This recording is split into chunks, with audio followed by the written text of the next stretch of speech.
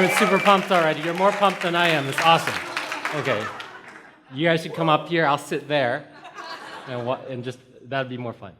So this talk's called The Democratization of Genius. I think that'll make sense eventually. I didn't come up with this title. Some other dude said, that thing that you just said, that should be called The Democratization of Genius. I was like, okay, sure. I'll put that in a talk. So I'll start kind of early. So I was born in Taiwan. I moved over when I was just a couple years old. My parents, like classic immigrant story, they were working multiple jobs. I was the third kid. And between that, my parents weren't home much. Being the third kid, they didn't really pay that much attention to me. And because of that, I was functionally illiterate until I was 7. And it meant I actually, pretty much every language is a second language to me, because up until I was about 6 or 7, I mostly thought in pictures and numbers. Now, fast forward a little bit, like the first slides actually starts out from there. I always had this passion for understanding the universe, and it actually led to my first job, which was at age 15. I was an astrophysical researcher studying active galactic nuclei in the infrared. And this was actually shortly after I tried to get my real first job. I tried to get a job at Burger King, and they told me I wasn't qualified. But after that point, I kept on going, and I started out wanting to understand the whole universe, but kind of kept going and pursued the path of trying to learn how to make every single thing that was interesting to me.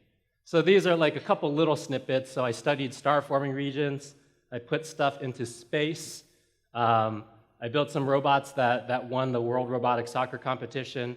I was in a dozen bands, released 20 albums. I created a comic strip that had a readership of about 200,000 people about user experience, consulted with a ton of companies, worked on this program called Microsoft Outlook, and a couple other little things. And after I made this, I was like, oh, I totally forgot my work in parallel architectures and my medical imaging research and whatever, who cares? So some of that stuff happened. And that keeps on going for a little bit.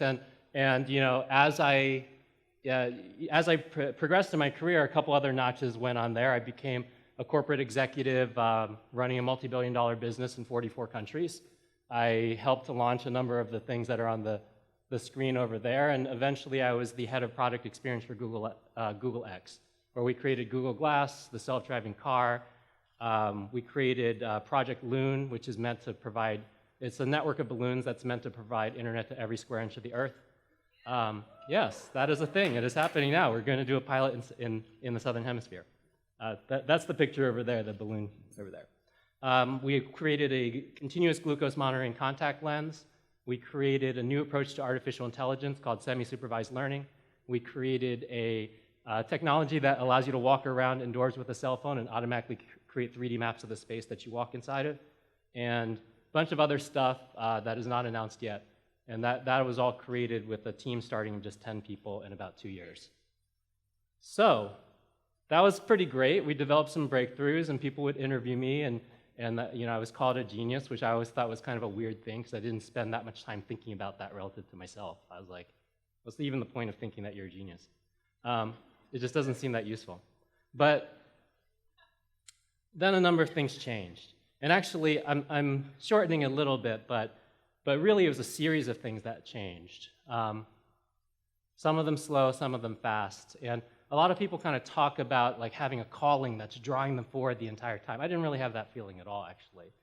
A couple things that happened were my girlfriend at the time, now wife, got into this program called the Presidio School of Management, studying sustainable development.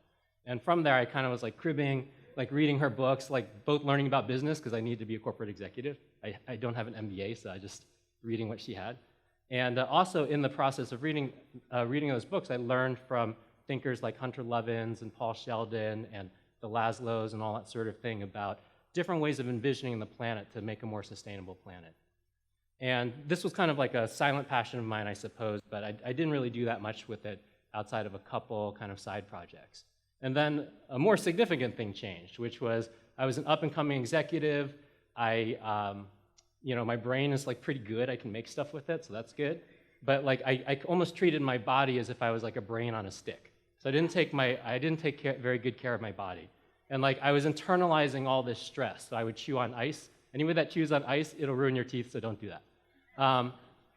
And like all these other things that were really just ways of dealing with stress. And this all kind of culminated when I was 29 years old. I had a burst in my lower GI tract, and I lost 40% of my blood in 30 minutes. And they just got me to the hospital in time. Actually, because it was internal bleeding, they couldn't actually even tell what was happening, but as soon as they figured it out, they're like, holy crap, we got to go all out. So they went all out, and they actually, in order to save me, they had to put in 4 simultaneous blood transfusions.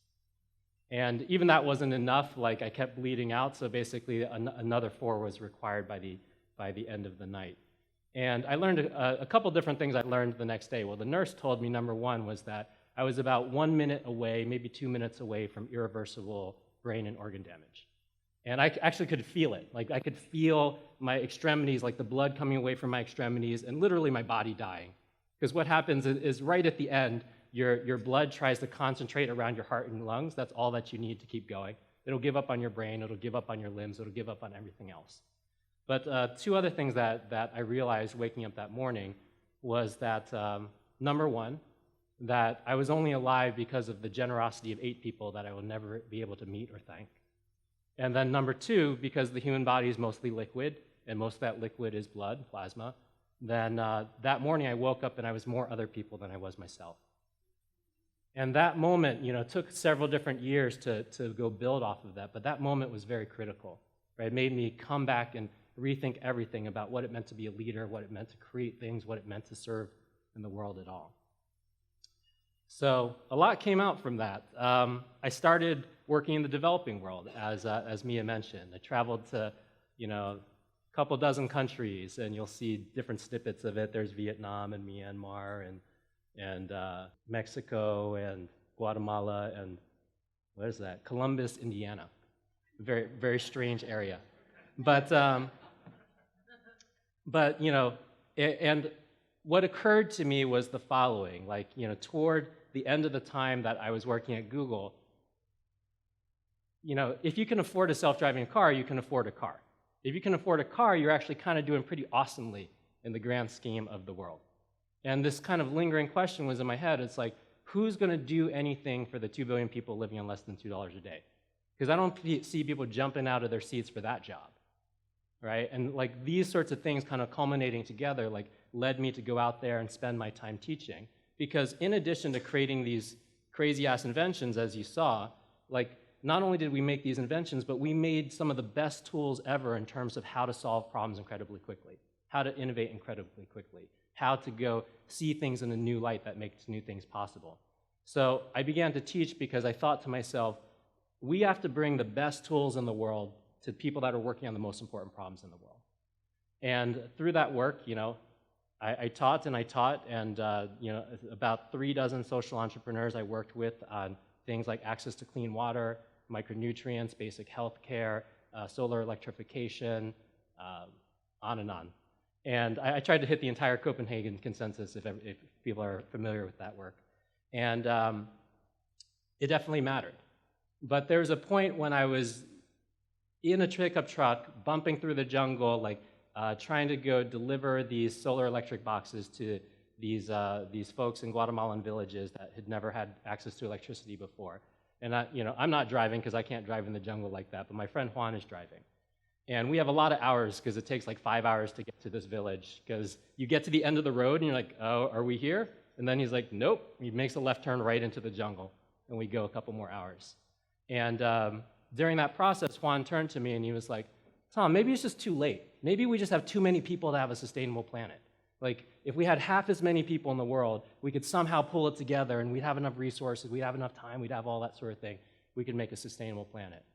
And I don't know what it was, because I didn't even think about it. Immediately as soon as he finished his sentence, I was like, Juan, that's not the problem.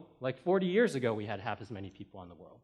And if we keep thinking the way that we did back then, and we do right now, even if that happened today, we'd have the same problems in 40 more years. And the problem is not out there, it's in here. And because of that, I learned that the rest of the gaps, there's a lot of gaps on the outside, right? If you can get these boxes to these villagers, it makes a difference. If you can get micronutrients into these people's hands, it makes a difference.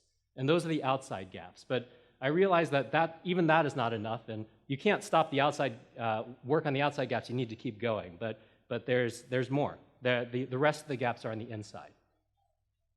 So as an engineer, I'm always interested in how stuff works. Like the reason I was able to do so much stuff while I was growing up and as a kid was that constantly I'd be like, how does it work? How does it work? How do I make that work?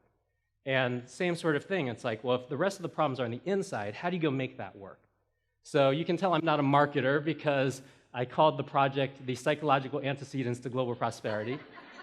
But the shorter way of describing it is we got what we got because we think how we do. And what are the ways that we need to think in order to get a sustainable planet? And the way to, and I also had a deep dedication to practice. I'm a very practical person. Some of the things I'm going to talk about sound theoretical, but my mantra is like, don't even begin thinking about theory until it works 10 times in practice in several different contexts. And then it might be interesting enough to go put into there. So I only worked in practice, and I called the different techniques that started coming out from that practice mental debugs. And I'm going to try to share 5 of them with you in the next 18 minutes. Here we go. So debug number 1, knowing is the enemy of learning. Now, okay, well, knowledge is great, right? Absolutely. Knowledge is a noun.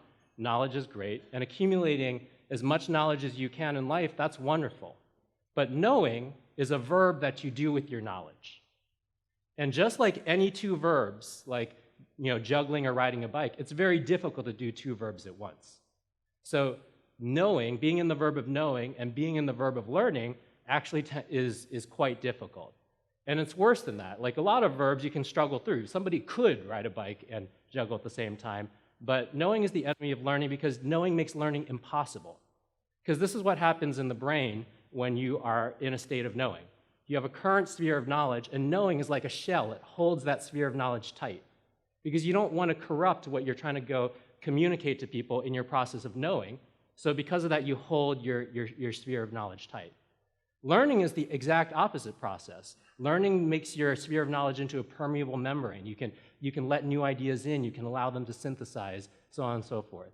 And because of that, and the specific chemical is moderated through the hippocampus. Like literally, when you're in a state of knowing, the chemical that allows you to learn new things is just stopped, right? Now, what does it look like to be in a state of knowing? I think all of us have seen this before. So a big crisis happens, and the very first thing that we do is we bring all the experts on stage. And what experts are paid to do is to be in a state of knowing, right? And the thing that's tricky about that is there is a good time for knowing. The good time for knowing is when you've already done the thing 100 times and you just want to do it one more time.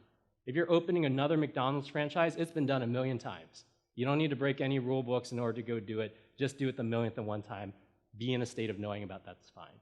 But the place where you want to be a state of learning is any problem that no one has solved yet, right? So when a big crisis comes and you bring those experts on stage and they're all in a state of knowing, you're doing the exact opposite of what you need. You need to get into a state of learning in order to go solve new problems, to create new possibilities, to do something that hasn't been done 1,000,000 times before. And I know all of you are doing things that haven't been done 1,000,000 times before. And because of that, you need to question yourself whenever you get into a state of knowing.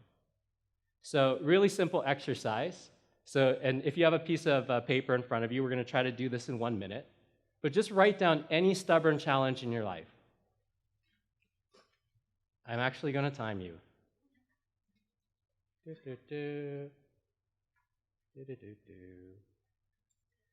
All right, so you got to write down a challenge, and underneath that challenge that you've written down, just jot down, 3, 4 things that you know for sure about this challenge. Anything. So anything you're stuck on, write 3 or 4 things that you know for sure. And we're going to do this a little bit faster because the time is going a little faster than I expected. But so just jot down a word or 2 for the 3 or 4 things. And now stop that and circle any one of those things. And just force yourself for the next 30 seconds to ask the question, what else could I still learn about this?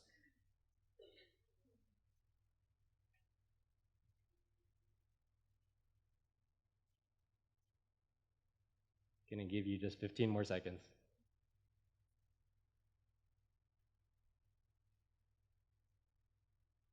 And we are 3, 2, 1.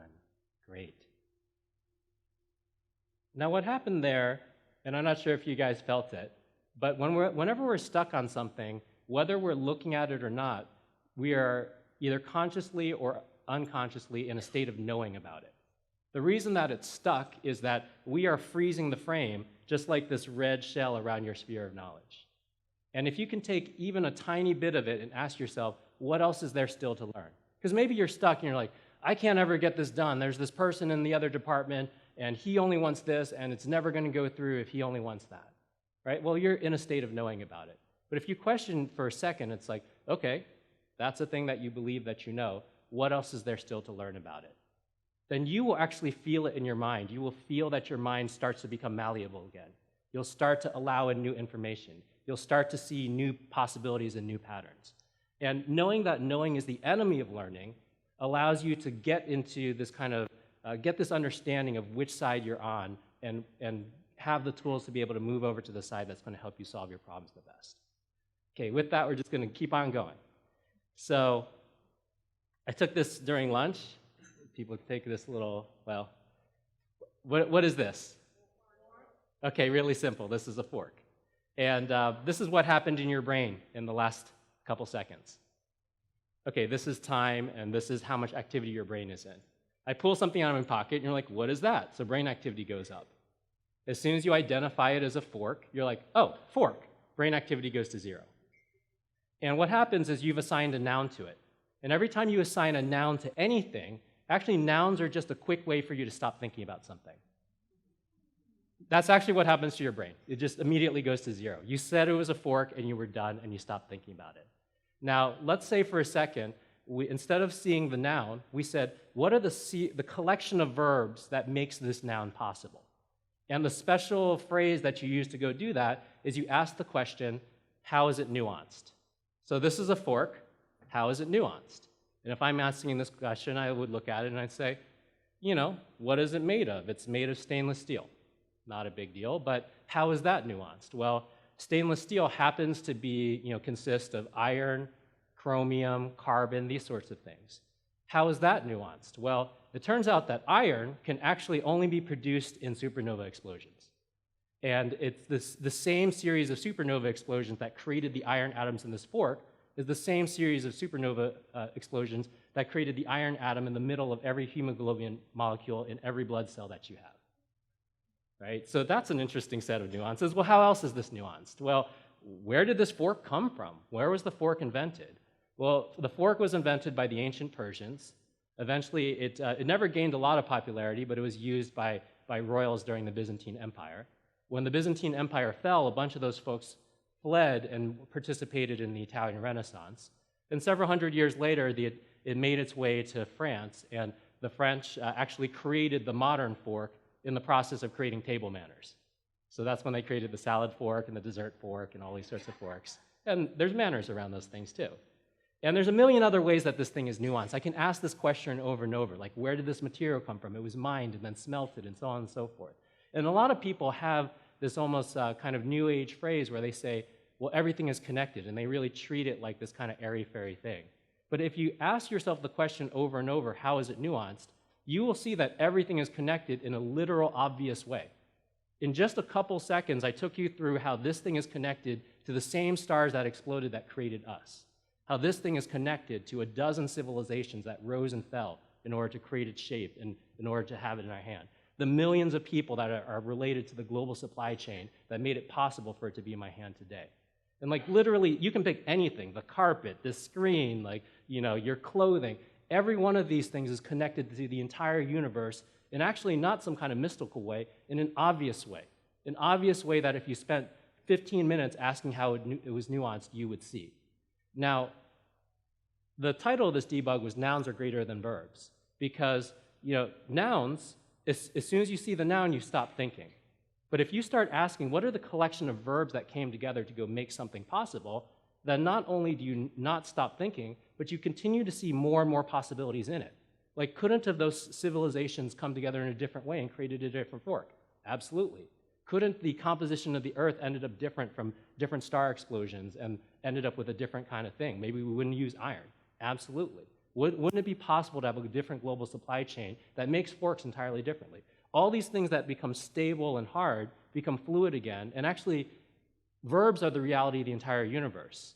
Like, nouns are just these temporary containers. This morning I did this calculation just to go make this point, that since the time I've been talking, actually updating the calculation because I talked longer than I thought. So I've been talking for 20 minutes already, and in those 20 minutes, you have breathed in terms of air, 3.4% of your body weight in terms of air.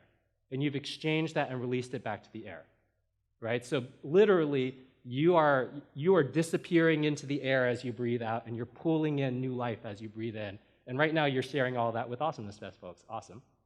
But actually, if you do the math, in every breath, there's an atom that had been in Einstein. In every breath, there's an atom that had been in Mother Teresa. That's what you're breathing in and out. We are actually these collections of verbs that we happen to call nouns because we want to stop thinking about it. So we're going to keep on going because there's not that much time. But more importantly, beyond applying nouns to things like a fork, we do this with human beings as well. And that's where kind of the greatest crimes happen, right? We call people Muslim or Republican or any noun. And as soon as we say that noun, we're done thinking about them. Like, we go down to 0, we go down to 10%, we're not there anymore. And I challenge you guys during this and all throughout life to challenge the nouns that you come up with. As soon as that noun comes up, say, hold on a second, just going to think a little bit more about the verbs. I'm going to suspend the assigning of the noun and be present just a little bit longer. Another 5 minutes instead of 5 seconds to make the entire difference in the future of your mind. Okay, debug number 3, I got to speed this up. I call this concept crossing the 3 gaps. So let's say you've never ridden a bicycle before. You've never even seen a bicycle before. You're 5 years old. And then one day you're outside on the street. Back when I was growing up, kids played on the street. And now they have play dates and stuff. It's crazy.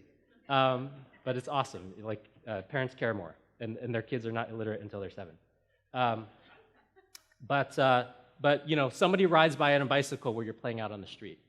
Well, holy crap, you went from, I didn't even know that bicycles exist, to now I am aware that bicycles exist. Holy crap, that's your first contact. And let's say you had that experience and you ran back into the house and you're like, Mom and Dad, I just saw this crazy thing. It had 2 wheels and the guy was on it like this. And they're like, oh, that's a bicycle. And you're like, well, I want to know everything about bicycles. So your parents, being good parents, are like, well, great. We'll just get you some stuff. So they go to the library, come back with 20 books, and then you got a big stack of books on bicycles. Now, let's say you go and read every single one of those books. Let's say you read every book and you memorize every word. If I now put a bicycle in front of you, how well do you ride? Not at all. And this is actually what we do all the time. We want to have businesses. We want to do something successful, and we read the fuck out of it, right? I read 500 books about this thing. I memorized every page. I knew every freaking mantra. But we're not riding the bicycle. Now, let's say we skip that step of the knowledge gap, and we said, well, let's just jump right into the practice gap. And instead of the parents going to the library, they're like, hey, I'll just go to, some store and come back with a bicycle. Well, the kid's going to jump on that, and immediately, the kid is in the practice gap. And, sure, they're falling off, but after 10, 20 times, they're starting to get the hang of it. After 100 times, they're actually able to ride a bicycle. And this is what the practice of getting across the practice gap looks like. And the end of the practice gap is basic competence. At the end of the practice gap, anybody can jump on a bicycle and ride across town. Great, awesome.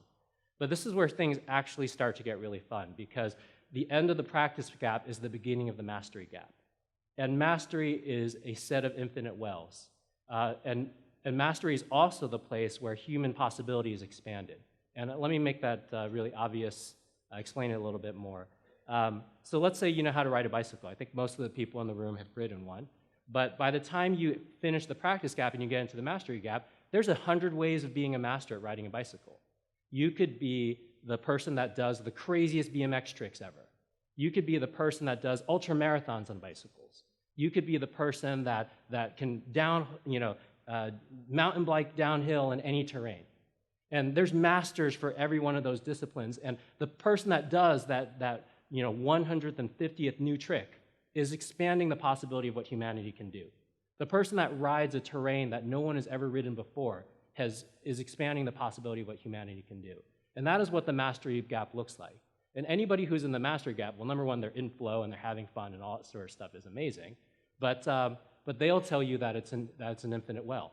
So I'm a musician, and if I know that if I practice guitar every single day for 5 hours, if you asked me on my very last day of my life, about the guitar, I would still tell you there's an infinite amount more to go, right? And that's the beauty of the mastery gap. So really, a lot of my work around the world has been dragging people out of the knowledge gap into the practice gap, right? Like, we're so comfortable in the knowledge gap. And in fact, we had 20 years of school where they told us the knowledge gap was the most important thing, right? If you memorize the answers, you can put them on the test. But we can't ride those bicycles, right? And it's actually much easier to get into the practice gap directly than it is to do the knowledge gap and think that it matters. Another concept, staying in the medium. So I'm an artist. My wife is a better artist. This is a painting she did of the Marin headlands at sunset. Sunset's very short, very fast painting. And so if you ever watch an oil painter work, well, their medium is oil paint. And they'll go and put a brush stroke down, and if it's not the right color or the thickness is wrong or whatever, they just whip out a palette knife, scrape it out, and then whip up another stroke and do it again. And that's the process that's what it looks like to stay in the medium. Oil paint is your medium, you're staying in it. Now, let's say for a second that every time a painter wanted to do a brushstroke on a canvas, instead of being able to just put the brushstroke down, they had to stop, and they had to write a specification, and they had to run that specification across several different reviews. And at the end of that review process, then it goes to the software development manager. And the software development manager doesn't want to do all that stuff, so they do half of it. And then after they do half of it, it needs to go to QA. And after it gets QA'd, bam, you have a brushstroke. And that's actually how we work on almost everything. But what is the likelihood that working like that you'll ever be able to create a masterpiece? And we do this all the time, right? We think the accoutrement of work is the work itself. But the medium that you have as a massage therapist is the massage that you're giving, the way that you're changing that person's physiology. The medium that you have as an oil painter is oil paint. The medium that you guys have as coaches is that moment of interaction with the person that you're coaching where something is changing deeply and importantly about their life, right? And the closer that you can stay into that medium and not get caught up in all the spreadsheets and all that sort of thing, it can get done at some point, don't worry about it, but it's not the medium. And the more that you stay in the medium, the more that you have the possibility of creating your masterpiece. Okay, last lesson, and then we're going to go wrap up. So, metabolizability is more important than truth. Now, a lot of people are up here and they're going to tell you their truths, and I think that's actually awesome. And in society overall, we have this kind of attraction to the people that have like the most fundamental truths. Oh, this guy's such a great thinker, or this woman is so brilliant, like her truths are so deep. And it reminds me of a story. Like, I was in second grade, and I had just I knew addition and subtraction, multiplication and division, and I just learned fractions. And I was like pretty good at fractions, and I was like, yeah, man, fractions. And after I did a bunch of things with fractions, I was like, I looked over at my teacher and I was like, I know all of math. And the teacher is like, yeah, okay, sure. And I was like, great. So now, what happened there, right? In some ways, you could say, well, the teacher lied to me. Because like after that, I learned vector calculus and affine geometry and quaternions and some other stuff, right? And so there's a little bit more math than what she had said. But what she actually taught me at that point was the most metabolizable thing I could get. Like, for a second grader to get a second grade lesson is to help them. Even if you're a PhD thinker in consciousness or a PhD thinker in the field that you're in, for you to go to somebody who's a relative second grader in that field and try to teach your PhD lesson, as much as you think that's your truth, it doesn't serve them at all, right? And the strength of somebody who's that accomplished at that is to be able to say, okay, I get that kind of you're in second grade right now, so I'm going to give you a third grade lesson, right? Or if I really want to stretch you, I'll give you a fourth grade lesson. And then if you come back and that's changed your life, then I'm going to give you a sixth grade lesson. And because metabolizability is the thing that really propels people forward. It's the act of service. It's not the act of allegiance to some sort of ultimate truth that nobody can grok. And you know, this is true of all our work all the time. Like a lot of times we'll compare two teachers too, and it's like, oh, I kind of like that person's teachings, but this person's teachings are way better, and like because I cut that out. And like you have to understand that those people are all teaching a truth that is metabolizable to a certain audience that really helps them. And because of that, we don't need to fight each other, right? It's wonderful that there's second grade teachers. There's wonderful that there's seventh grade teachers. It's wonderful that there's PhD level teachers. It's amazing. And despite all I know about math, I still use fractions every day, right? So as much as you think you're past those lessons because they're now a part of you. They really continue to matter. And because of that, like metabolizability is the thing that you focus on, not truth. And metabolizability is about service to the person that's in front of you. So kind of wrapping up some of the debugs that I'd seen, and I forgot to say this, but it's like when I got onto the task of making these debugs, number one, I started working entirely in paper, and I work on these incredibly tiny, I write incredibly tiny on incredibly tiny books. But I've collected about 200 debugs that all kind of unlock something about human psychology, the psychological antecedents to global prosperity. And you know, today I was able to go share 5 of them. We're actually going to have a couple minutes left for a little bit of back and forth, but let me just kind of close on this thought relative to the ones that I've just taught, which is instead of chasing success or your vision of success, maybe the only question to ask is, how can I love my medium long enough to create my masterpiece? Yeah! Thank you. All right. All right. That's it. There's nothing else to say. Very good. Okay, thank you. All right. Yay.